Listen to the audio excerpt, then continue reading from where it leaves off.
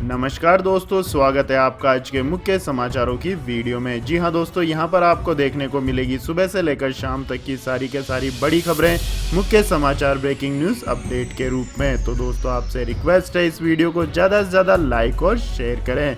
तो दोस्तों जानते हैं आज की पहली बड़ी खबर। बिहार इलेक्शन, तेजस्वी यादव बोले नीतीश कुमार से नफरत करती है बिहार की जनता।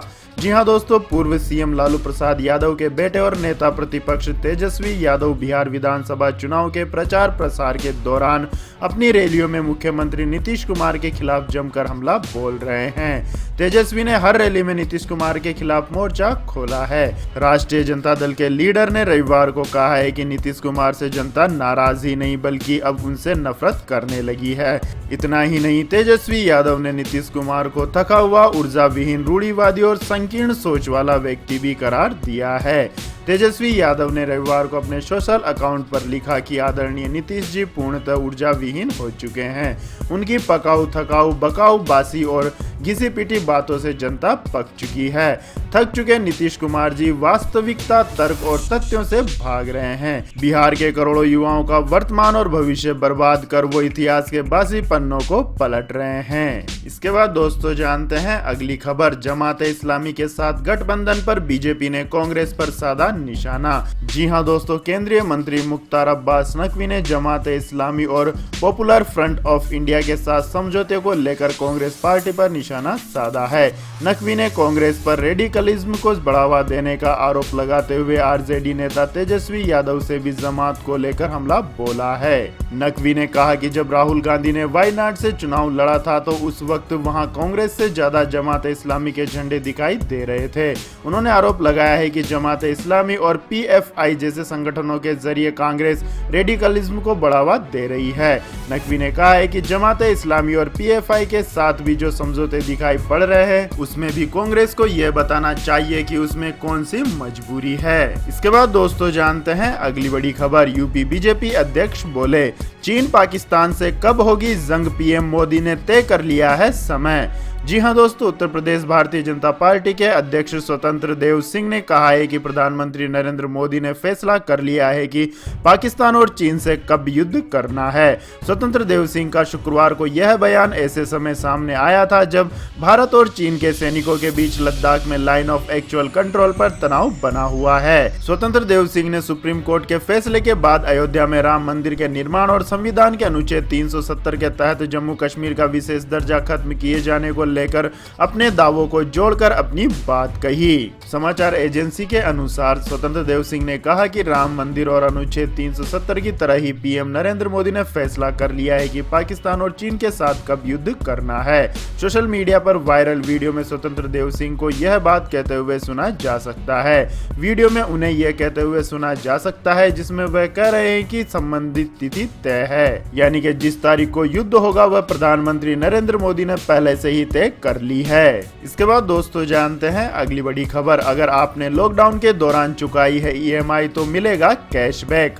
जी हां दोस्तों, दशहरे के मौके पर आपके लिए एक अच्छी खबर आई है। अगर आपने लॉकडाउन के दौरान अपने लोन की किस्तें चुकाई है तो आपको बैंक कैशबैक देगी। केंद्र सरकार ने कहा है कि अगर बैंक ग्राहकों ने लॉकडाउन के दौरान मोराटोरियम का फायदा नहीं उठाया और अपने लोन की किस्तें देते रहे तो कैशबैक का फायदा मिलेगा। इस महामारी के दौरान भारतीय रिजर्व बैंक द्वारा लोन की ईएमआई पर लिए गए ब्याज के ऊपर ब्याज पर छूट देने के दिशा निर्देश सरकार ने जारी कर दिए हैं।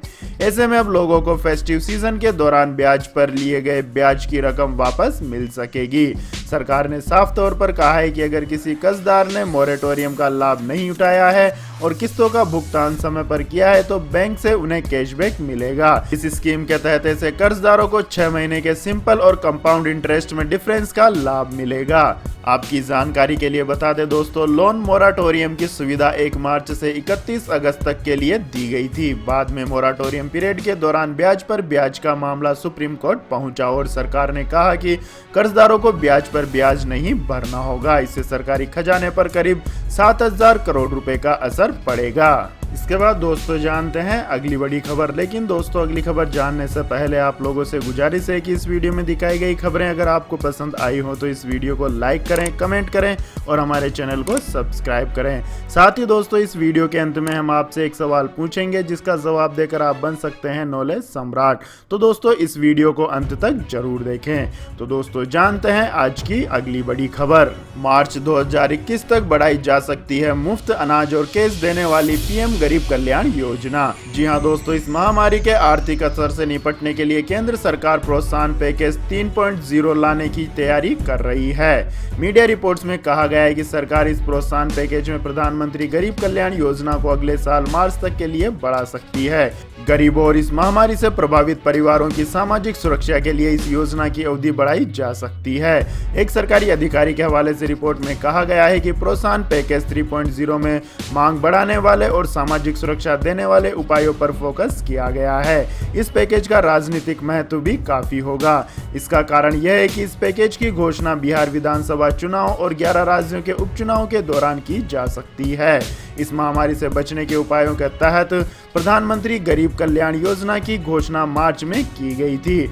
शुरुआत में इसे 3 महीने के लिए यानी जून तक के लिए लागू किया था। मई में सरकार ने इसे 5 महीनों के लिए बढ़ाते हुए नवंबर तक के लिए लागू कर दिया था। जुलाई में कैबिनेट के एक बयान में सरकार ने वादा किया था कि अनाज की कमी के कारण अगले 5 महीनों में किसी भी परिवार को भूखा नहीं रहने देंगे। माना जा रहा है कि अपने इसी वादे को निभाने के लिए सरकार प्रधानमंत्री गरीब कल्याण योजना की अवधि बढ़ा सकती है। इसके बाद दोस्तों जानते हैं अगली बड़ी खबर। दुश्मनों को एनएसए अजीत डोभाल का कड़ा संदेश, बोले जहां से खतरा होगा वहीं करेंगे प्रहार। जी हां दोस्तों, राष्ट्रीय सुरक्षा सलाहकार अजीत डोभाल ने ऋषिकेश से भारत के साथ दुश्मनी रखने वालों को कड़ा संदेश दिया है। डोभाल ने कहा है कि इतिहास गवाह है कि भारत ने कभी किसी पर हमला नहीं किया, लेकिन यह तय है कि जहां से खतरा होगा वहीं प्रहार किया जाएगा। एनएसए ने कहा कि भारत एक सभ्य देश है जिसका वजूद अनादिकाल से मौजूद है। उन्होंने प्रकाश डाला कि भारत भले ही 1947 में अस्तित्व में आया हो, लेकिन प्राचीन भारत ज्ञान विज्ञान की कायल पूरी दुनिया रही है। आगे उन्होंने कहा कि हमारा देश इतना महान है कि भारत अपनी समृद्ध संस्कृति और सभ्यता की वजह से किसी धर्म या भाषा के दायरे में नहीं बंधा, बल्कि इस धरती से वसुदेव कुटुंबकम और हर मनुष्य में ईश्वर का अंश मौजूद है के भाव का प्रचार प्रसार करता रहा। इसके बाद दोस्तों जानते हैं अगली बड़ी खबर। 27 अक्टूबर को पीएम स्वनिधि योजना के लाभार्थियों से संवाद करेंगे प्रधानमंत्री नरेंद्र मोदी। जी हां दोस्तों, प्रधानमंत्री नरेंद्र मोदी मंगलवार को प्रधानमंत्री स्वनिधि योजना के उत्तर प्रदेश के लाभार्थियों के साथ संवाद करेंगे। इस मौके पर उत्तर प्रदेश के मुख्यमंत्री योगी आदित्यनाथ भी उपस्थित रहेंगे। प्रधानमंत्री स्ट्रीट वेंडर्स आत्मनिर्भर निधि योजना की शुरुआत सड़कों और पटरियों पर सामान बेचने वाले उन गरीब लोगों के लिए की गई थी जो इस महामारी के चलते प्रभावित हुए थे। प्रधानमंत्री कार्यालय की ओर से जारी एक बयान में कहा गया है कि इन लोगों ने अपनी आजीविका पुनः शुरू कर दी है और अब तक इस योजना के अंतर्गत 24 लाख से अधिक आवेदन प्राप्त हुए हैं। बयान के मुताबिक इसमें से 12 लाख आवेदकों को मंजूरी दी जा चुकी है और लगभग 5.35 लाख के ऋण वितरित किए जा चुके हैं। उत्तर प्रदेश में 6 लाख से अधिक आवेदन प्राप्त हुए हैं, जिनमें से 3.27 लाख को मंजूरी दी जा चुकी है और 1.87 लाख का ऋण वितरित किया जा चुका है। प्रधानमंत्री वीडियो कॉन्फ्रेंसिंग के माध्यम से इस कार्यक्रम में सम्मिलित होंगे और उत्तर प्रदेश के लाभार्थियों से संवाद करेंगे। इसके बाद दोस्तों जानते हैं अगली खबर। दिल्ली एनसीआर में बढ़ा वायु प्रदूषण, इन 3 इलाकों में हालात हुए गंभीर। जी हां दोस्तों, दिल्ली एनसीआर में वायु प्रदूषण धीरे धीरे गंभीर होने लगा है। दिल्ली का एयर क्वालिटी इंडेक्स 364 और नोएडा का 434 रहा है। दिल्ली एनसीआर में वायु प्रदूषण के हालात आज भी खतरनाक रहने की आशंका है। आपको बता दें कि सर्दियों की शुरुआत में हवा के बहाव में कमी आने से धूल के कण ऊपर नहीं उठ पाते, जिससे धूल और कोहरे की मोटी परत वायुमंडल में छाई रहती है। इस बार भी सर्दियों के आगमन के साथ ही स्मॉग की शुरुआत हो गई है। दिल्ली से सटे नोएडा और गाजियाबाद में भी हाल बेहाल है। दिल्ली और एनसीआर 2 दिन से खुलकर सांस लेने को तरस रहे हैं। गाजियाबाद देश का दूसरा सबसे प्रदूषित शहर रहा, जहां हवा की क्वालिटी वाला सूचकांक 373 रहा। माना जा रहा है कि दिवाली तक स्थिति और भी बिगड़ सकती है। इसके बाद दोस्तों जानते हैं अगली खबर। एलपीजी ग्राहकों को 1 नवंबर से अपनानी होगी यह प्रोसेस, वरना नहीं मिलेगा सिलेंडर। जी हाँ दोस्तों, रसोई गैस का इस्तेमाल करने वाले परिवारों के लिए एक अहम जानकारी सामने आ रही है। 1 नवंबर यानी अगले महीने से तेल कंपनियां एलपीजी सिलेंडर का नया डिलीवरी सिस्टम लागू करने वाली है। अगर आपने इसका इस्तेमाल नहीं किया है तो आपको गैस सिलेंडर की डिलीवरी लेने में दिक्कत आ सकती है। गलत जानकारी के कारण गैस सिलेंडर की डिलीवरी बंद हो सकती है। मिली जानकारी के अनुसार सरकारी तेल कंपनियों ने गैस चोरी रोकने और सभी ग्राहकों की पहचान के लिए नई व्यवस्था लागू करने का फैसला किया है। इस प्रोसेस को डिलीवरी ऑथेंटिकेशन कोड कहा गया है। सिलेंडर की होम डिलीवरी 1 नवंबर से ओटीपी के जरिए होगी। बिना ओटीपी बताए डिलीवरी बॉय से सिलेंडर नहीं ले पाएंगे। इसके बाद दोस्तों जानते हैं अगली बड़ी खबर। चीन में भयंकर खाद्यान्न संकट, दूसरे देशों में खेती के लिए पट्टे पर ढूंढ रहा है जमीन। जी हाँ दोस्तों, इन दिनों चीन बड़े खाद्यान्न संकट के दौर से गुजर रहा है। अर्थशास्त्रियों के मुताबिक बीते कुछ वर्षों में चीन लगातार दुनिया भर के कई देशों के साथ किए गए खाद्यान्न सौदों को रद्द कर रहा है। अधिकांश सौदों में बड़े पैमाने पर खाद्यान्न पदार्थों का आदान प्रदान शामिल है। चीन ने बाकायदा इन सौदों के लिए एग्रीमेंट किए थे, लेकिन अब चीन इन सौदों को रद्द कर रहा है।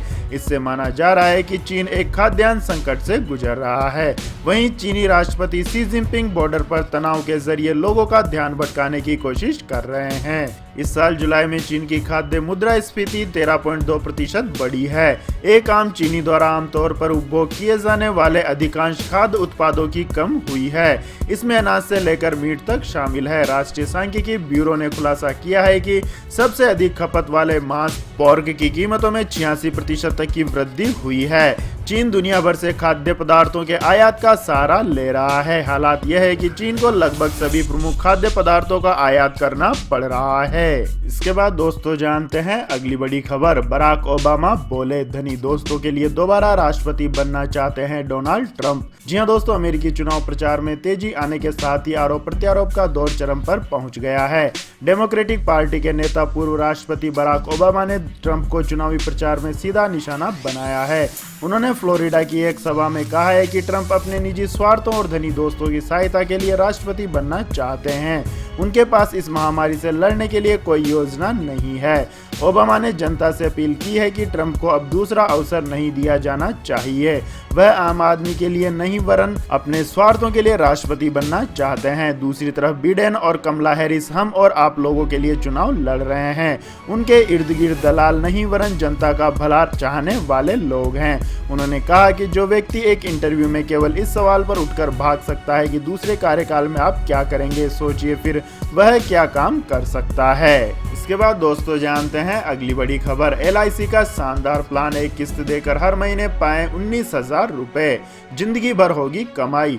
जी हाँ दोस्तों, भारतीय जीवन बीमा निगम ने अपने ग्राहकों की सुरक्षा के लिए नए नए इंश्योरेंस प्लान लेकर आती रहती है। कंपनी ने हाल ही में ग्राहकों के लिए एक खास प्लान शुरू किया है, जिसमें आप सभी एक बार पैसा लगाकर जिंदगी भर कमाई कर सकते हैं। इस खास प्लान का नाम जीवन अक्षय है। जिन भी लोगों को बुढ़ापे में पेंशन की चिंता रहती है उनके लिए ये बेस्ट प्लान है। इस प्लान को ऑनलाइन और ऑफलाइन दोनों तरह से खरीदा जा सकता है। एलआईसी की इस पॉलिसी का नाम जीवन अक्षय 7 है और यह सिंगल प्रीमियम वाली नॉन लिंक्ड, नॉन पार्टिसिपेटरी और पर्सनल एन्युटी स्कीम है। यह पॉलिसी 25 अगस्त 2020 से शुरू हो चुकी है। यह प्लान 30 वर्ष से 85 वर्ष तक की आयु के लिए उपलब्ध है। दिव्यांग विकलांग आश्रितों को फायदा पहुंचाने के लिए भी योजना खरीदी जा सकती है। पॉलिसी जारी होने के 3 महीने बाद लोन की सुविधा भी मिलती है, मतलब यह पॉलिसी होल्डर लोन भी ले सकेंगे। और इस पॉलिसी में आप न्यूनतम 1 लाख रुपए का निवेश कर सकते हैं। वहीं अधिकतम निवेश की कोई सीमा नहीं है। अगर आप इस पॉलिसी में एक मुश्त 40,72,000 रुपए का निवेश करते हैं तो आपको हर महीने 19,000 रुपए की पेंशन मिलेगी। इसके बाद दोस्तों जानते हैं आज के मौसम समाचार। तो दोस्तों आने वाले 24 घंटों के दौरान दक्षिण पश्चिमी मानसून झारखंड, छत्तीसगढ़, मध्य प्रदेश, गुजरात, उड़ीसा के कुछ हिस्सों और महाराष्ट्र के कुछ भागों से वापस लौट सकता है। अंडमान व निकोबार द्वीप समूह में हल्की से मध्यम बारिश के साथ कुछ स्थानों पर भारी बारिश होने की संभावना है। वहीं असम, तमिलनाडु, आंतरिक कर्नाटक और मध्य महाराष्ट्र के कुछ हिस्सों में हल्की से मध्यम बारिश हो सकती है। पूर्वी भारत, विदर्भ, मराठवाड़ा, तटीय उड़ीसा, जम्मू कश्मीर के उत्तरी भागों, गिलगित बल्टिस्तान और मुजफ्फराबाद में छिटपुट जगहों पर हल्की बारिश हो सकती है। देश के बाकी हिस्सों में मौसम शुष्क बने रहने की संभावना है। इसके बाद दोस्तों जानते हैं आज के पेट्रोल और डीजल के भाव। तो दोस्तों रविवार को भी सरकारी तेल कंपनियों ने पेट्रोल डीजल के भाव में कोई बदलाव नहीं किया। यानी जनता को महंगे तेल से राहत मिल गई है। आपको बता दें कि 23 दिनों से सरकारी तेल कंपनियों ने तेल के भाव में कोई बदलाव नहीं किया है, जिससे देश की राजधानी दिल्ली में 1 लीटर पेट्रोल का दाम 81 रुपए 6 पैसे और 1 लीटर डीजल का दाम 70 रुपए 46 पैसे बना हुआ है। इसके बाद दोस्तों जानते हैं अगली खबर। सोना एक साल में 38,431 से 51,223 रुपए पर पहुंचा। जाने आगे क्या होगा भाव। जी हां दोस्तों, सोने चांदी के हाजिर भाव में उतार चढ़ाव जारी है। पिछले एक महीने में सोने का भाव 12,792 रुपए प्रति 10 ग्राम तक उछल चुका है। 23 अक्टूबर 2019 को सराफा बाजार में यह 38,431 रुपए प्रति 10 ग्राम के रेट पर बिक रहा था। वहीं इस महीने की बात करें तो अक्टूबर में अब तक सोना 781 रुपए प्रति 10 ग्राम तक महंगा हो चुका है। सराफा बाजार में शुक्रवार को सोना 51,223 रुपए पर बंद हुआ था और 30 सितंबर को यह 50,442 रुपए पर था। अगर सोने के ऑल टाइम हाई रेट 56,254 रुपए प्रति 10 ग्राम से तुलना करें तो यह अब तक 5,031 रुपए सस्ता हो चुका है। वहीं अगर चांदी की बात करें तो इस महीने अब तक चांदी 2571 रुपए प्रति किलोग्राम महंगी हो चुकी है। शुक्रवार को चांदी 62,545 रुपए पर बंद हुई थी। इस साल चांदी ने 76,008 रुपए प्रति किलोग्राम का उच्च स्तर छुआ था। तब से अब तक यह 13,463 रुपए प्रति किलोग्राम तक सस्ती हो चुकी है। वहीं अगर पिछले एक साल की बात करें तो चांदी के रेट में 17,010 रुपए का इजाफा हुआ है।